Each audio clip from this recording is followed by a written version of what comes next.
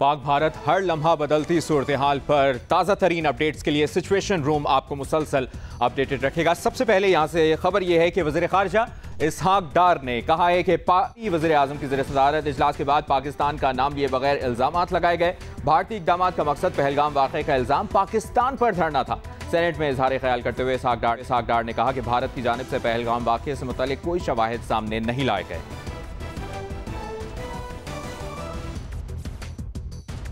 कोई इंतज़ार कर रहे थे कि हाउ थिंग्स विल मूव। अगले दिन वापस पहुंच गए तो शाम उनकी मीटिंग पहले क्वार्टरली थी, 11 बजे सुबह मोदी साहब उधर से वापस आ गए सऊदी अरेबिया के ट्रिप से, और जब मीटिंग ख़त्म हुई तो उनकी तरफ से एज़ यूजुअल बड़े अजीब किस्म के डायरेक्टली पाकिस्तान का नाम नहीं लिया, लेकिन पाकिस्तान के ऊपर यानी वाक़या उधर हुआ, कोई किसी किस्म की भी उसमें कोई शवाहिद या कोई चीज़ नहीं है, कोई वजह नहीं है कि उसको लिंक किया जाता। लेकिन एक्शंस लेने का मतलब है कि आप हमें ब्लेम कर रहे हैं। जो पहला इन्होंने हमारे ऊपर वो इंडस वाटर ट्रीटी के हवाले से उसको इन अबेंस रखा, तो आज भी हमारी जो गुफ्तगू हो रही थी और ये नेशनल सिक्योरिटी कमेटी में भी उसको भी टोटली रिजेक्टेड, क्योंकि ये ट्रीटी है और ट्रीटी में लिखा हुआ है कि अगर इसको ख़त्म करना है तो कंसेंसस से होगी, अगर इसको अमेंड करना है तो कंसेंसस से होगी, अगर कोई आपस में कोई डिस्प्यूट है तो उसकी आर्बिट्रेशन है। वर्ल्ड बैंक इसमें इन्वॉल्व है शुरू से। इस पे यूनानिमिटी के साथ नेशनल सिक्योरिटी कमेटी ने कहा कि इसको किसी कीमत पे भी ये एक्सेप्टेबल नहीं है, ये लाइफ लाइन है और ये virtually it tends amount to declaring war, तो हम इसको उसी ले रहे हैं। वज़ीर ख़ारजा इसहाक डार का दो टोक पैगाम आपने मुलाहिज़ा किया जो उन्होंने कौमी असम्बली के इजलास में इज़हार ख्याल करते हुए कहा।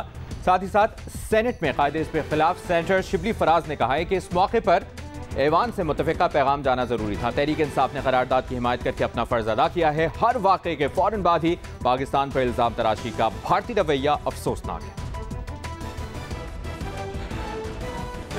ये जो वाक़या हुआ और उसका इल्ज़ाम पाकिस्तान पे लगाना, ये उसकी एक बड़ी वाज़ेह मिसाल है जिसमें कि उन्होंने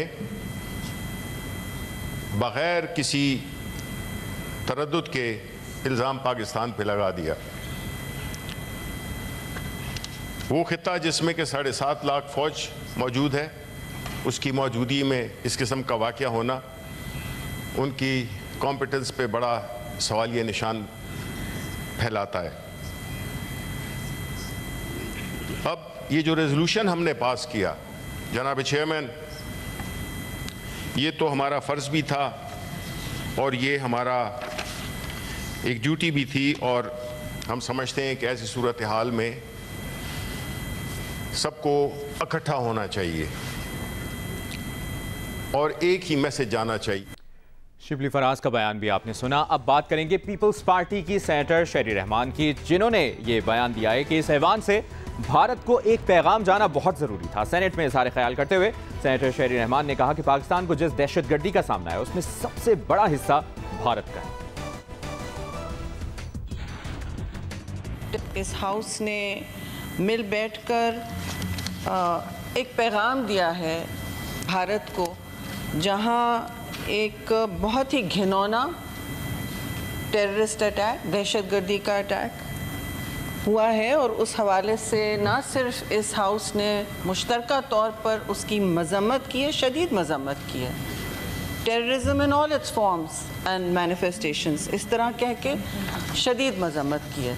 लेकिन मज़म्मत ज़रूर हम करेंगे क्योंकि हम ख़ुद टेररिज्म से एक तवील और बहुत ही घमसान की जंग लड़ रहे हैं, जिसमें हिंदुस्तान का बहुत बड़ा हाथ खुद है। और मैं अफसोस से कहूँगी, यहाँ ऐसी बात की गई कि हमारे लोग नहीं हैं। मतलब मोदी सरकार ने शफाफ इलेक्शंस किए हैं, उनके तो 3 अपोनेंट्स बैठे हैं जेल में।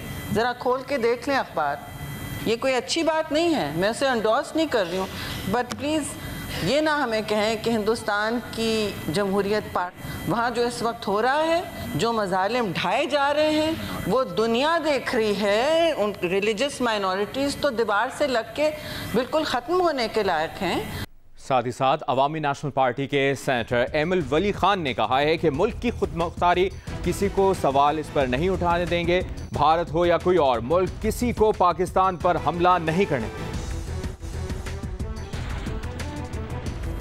पाकिस्तान का हर शेरी इस पे क्लियर है, वाज़े है कि पाकिस्तान की सॉवरेनिटी पे किसी को हम ना कोई सवाल उठाने देंगे और ना हम सिर्फ हिंदुस्तान नहीं किसी भी मुल्क को ये इजाज़त देंगे या मिसाल आराम से पाकिस्तान पे हमला करने देंगे या कब्जा करने देंगे। इन्होंने अटारी बॉर्डर के बजाय वाघा बॉर्डर बंद कर दिया, करतारपुर क्यों खोले छोड़ा?